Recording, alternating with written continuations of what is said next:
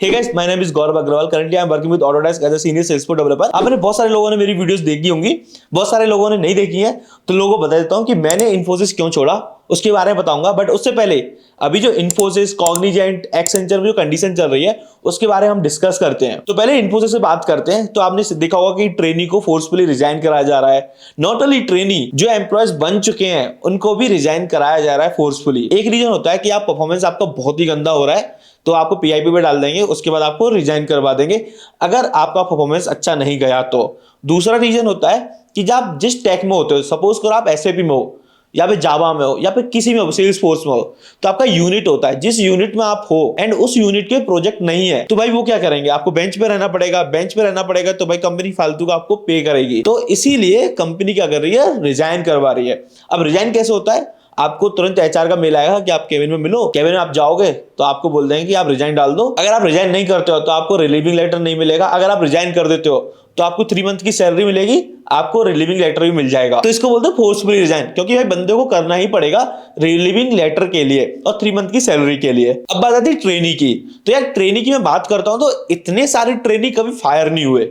मतलब जब मैं भी ट्रेनिंग कर रहा था तो हार्डली एक बंदा, एक या दो बंदे ऐसे होंगे पूरी क्लास में जो शायद बाहर निकले हो कंपनी से, नहीं तो वो भी सेलेक्ट हो ही जाते थे। बहुत कम चांसेस होते कि आप ट्रेनिंग से बाहर निकल जाओ। यार ट्रेनिंग में इतना गंदा परफॉर्मेंस बहुत ही कम लोग करते थे। मतलब ट्रेनिंग सबकी क्लियर हो ही जाती थी क्योंकि आपको चांस बहुत ज्यादा मिलते थे, 3-3 चांस मिलते थे।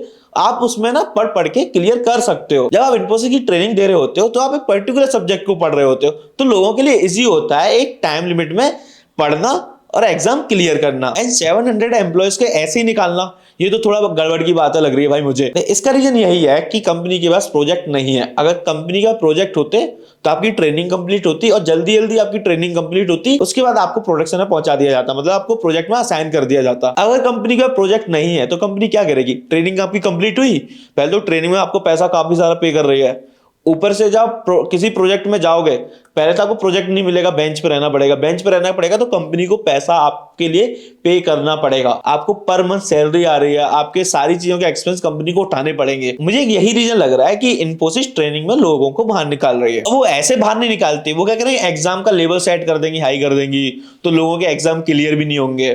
तो ऐसे लोगों को बाहर निकाला जाएगा। ऐसे नहीं निकाला जाएगा कि भाई तुम्हारा एग्जाम क्लियर हो गया फिर भी तुम्हें कंपनी से बाहर निकाला जा रहा है, नहीं, ऐसे कंपनी से बाहर नहीं निकाला जाएगा। आपको एग्जाम लिमिट सेट कर देंगे, 65% चाहिए, 75% चाहिए, आपने वो क्लियर नहीं किया, उसका डिफिकल्टी लेवल बढ़ा देंगे। आपने वो क्लियर नहीं किया तो आपका एग्जाम क्लियर नहीं हुए तो कंपनी से बाहर निकलना पड़ेगा। तो ये चीजें ऐसे कंडीशन एक सिचुएशन बना देते हैं ऐसी कि आपको बाहर निकलना ही पड़ेगा, जिसे बोलते हैं फोर्सफुली रिजाइन कराना किसी से। मेरे कुछ सब्सक्राइबर जो मुझे मैसेज कर रहे हैं कि भाई मैं पहले प्रोजेक्ट में था, मुझे पीआईपी में डाल दिया, अब मुझे कंपनी से बाहर निकाल दिया, ऐसे बहुत सारे लोग हैं। नॉट ओनली इन्फोसिस, कैब मैं आपको बात कर रहा था, कॉग्निजेंट, एक्सेंचर, ऐसी कंपनीज में भी बहुत हो रहा है कि भाई एक बार एचआर का आपको मेल आएगा, अपने केबिन में बुलाएंगे एंड सीधा आपको बोलेंगे कि भाई आपको आज आपका लास्ट वर्किंग डे है, आपको 3 मंथ की सैलरी मिल जाएगी और आपको रिलीविंग लेटर मिल जाएगा। आपके रिलीविंग लेटर में ऐसा कुछ लिखेंगे नहीं, मेंशन नहीं करेंगे कि आपको कंपनी से बाहर निकाला गया, बोलेंगे कि इन्होंने खुद से रिजाइन किया है, जिससे आपको दूसरी कंपनी में प्रॉब्लम नहीं आएगी, लेकिन आपको 3 मंथ की सैलरी भी वो देंगे। लेकिन ये ना, अगर आप सपोज करो आप रिजाइन नहीं करते हो तो भाई वो लोग आपको रिलीविंग लेटर नहीं देंगे, उसमें आपको प्रॉब्लम आ जाएगी। तो लोगों को क्या करना पड़ रहा है, लोगों को रिजाइन करना पड़ रहा है। रीजन, क्योंकि भाई उन्हें रिलीविंग लेटर मिल जाएगा। अगर नहीं करेंगे तो भाई रिलीविंग लेटर नहीं मिलेगा। इसी को बोलते हैं फोर्सफुली रिजाइन कराना। 5 to 6 लोगों से मेरे को पर्सनली मैसेज आ चुके हैं कि भाई मुझे इन्फोसिस से ऐसे निकाल दिया, ये कंडीशन थी, एचआर का कॉल, एचआर का मेल आता है, केबिन में बुलाया और सीधा मुझे बोल दिया कि आज आपका लास्ट वर्किंग डे, आप रिजाइन कर दो कंपनी से, आपको 3 मंथ की सैलरी मिल जाएगी। अब मैं आपको अपना बताता हूं मैंने इन्फोसिस क्यों छोड़ा। देखो यार, मैं ये नहीं बोला इन्फोसिस बिगर कंपनी है, भाई मुझे जॉब मिली है इन्फोसिस में, मैंने अपना करियर स्टार्ट किया इन्फोसिस से, तो मैं ये नहीं बोलूंगा कि यार कंपनी बेकार है।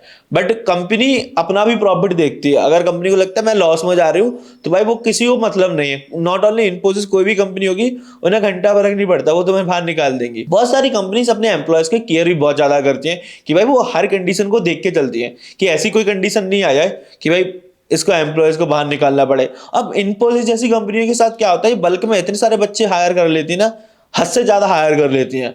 अब जब हायर हो जाते हैं, इनके पास प्रोजेक्ट नहीं होते तो इन्हें क्या करना पड़ता है, बाहर निकालना पड़ता है। नहीं तो बहुत सारे लोग बेंच पे ही हैं 6-7 मंथ से, 8 मंथ से। तो भाई मैं तो आपकी बताता हूँ कि भाई मेरे को ट्रेनिंग दी इन्फोसिस में, मुझे प्रोजेक्ट में साइन किया गया, मुझे प्रोजेक्ट अच्छा नहीं मिला, काम अच्छे को नहीं मिल रहा था। मैंने कंपनी में देखा कि पे भी मेरा बिल्कुल नहीं बढ़ रहा। कि भाई मैंने आपको बताया था कि इन्फोसिस की सैलरी मेरी स्टार्टिंग में कितनी थी, एंड जब मैंने 3 साल बाद छोड़ा कंपनी को, तो कंपनी में मेरी सैलरी कितनी थी, तो मेरी सैलरी बहुत कम बढ़ी थी। तो एक यही मेरा एक वैलिड रीजन था कि भाई मेरी सैलरी बहुत ज्यादा कम थी और सैलरी हाइक मिलता नहीं था इन्फोसिस में। आप लोग भी आपको पता चल रहा होगा जो लोग इन्फोसिस में काम कर रहे हैं कि भाई सैलरी कितनी हाइक होती है। तो सैलरी हाइक बहुत ज्यादा कम था, और जब 3 ईयर का एक्सपीरियंस हो जाता है तो आपको लगता है कि यार 3 ईयर के अकॉर्डिंग आपको पे नहीं मिल रहा, जो मार्केट डिमांड है उसके अकॉर्डिंग आपको पे नहीं मिल रहा। तो आई थिंक वो मेरे दिमाग में था, इसलिए मैंने कंपनी छोड़ी। बाकी ऐसा कोई रीजन नहीं था कि मुझे कोई प्रताड़ित कर रहा हो या फिर मुझे किसी ने फोर्सफुली बोला हो कि भाई रिजाइन करो, तो ऐसा कुछ था नहीं मेरे साथ। और ना उस टाइप की ऐसी न्यूज थी उस टाइम पे कि भाई फोर्सफुली इन्फोसिस रिजाइन कर रही, कभी ऐसी न्यूज आई नहीं थी। बट फिलहाल बहुत ज्यादा न्यूज आ रही है। बाकी कुछ नारायण मूर्ति सर के द्वारा कुछ ऐसे स्टेटमेंट आ जाते हैं कि आपको 70 आवर्स काम करना है। आप जो 70 आवर्स काम करवाना चाहते हो, बट आप उसके अकॉर्डिंग पे करते हो किसी बंदे को? डेफिनेटली नहीं करते।